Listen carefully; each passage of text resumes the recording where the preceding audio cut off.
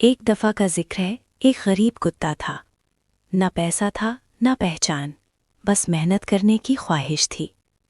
वो रोज़गार की तलाश में शहर गया, हर दरवाज़ा खटखटाया, मगर हर तरफ से इनकार मिला। लोगों ने उसकी हालत देखी, उसके हाथ नहीं, नियत नहीं, सिर्फ लिबास देखा। मायूस होकर वो खामोशी से अपने गांव की तरफ लौटने लगा। रास्ते में उसे एक बूढ़ा बाबा मिला। सर पर भारी सामान था, कदम कमज़ोर थे, मगर चेहरे पर सब्र मजबूत था। कुत्ते ने बगैर कुछ कहे बाबा का सामान उठाया और उन्हें घर छोड़ाया। बाबा एक रिटायर्ड उस्ताद थे।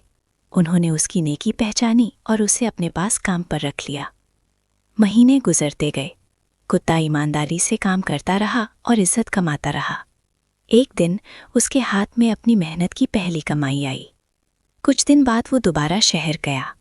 साफ लिबास, पुरएतमाद आंखें, और वो एक गाड़ी में था। जिन लोगों ने कभी उसे काम देने से इनकार किया था, आज वो उसे देखकर हैरान थे, क्योंकि असल पहचान लिबास या हैसियत से नहीं बल्कि किरदार से होती है।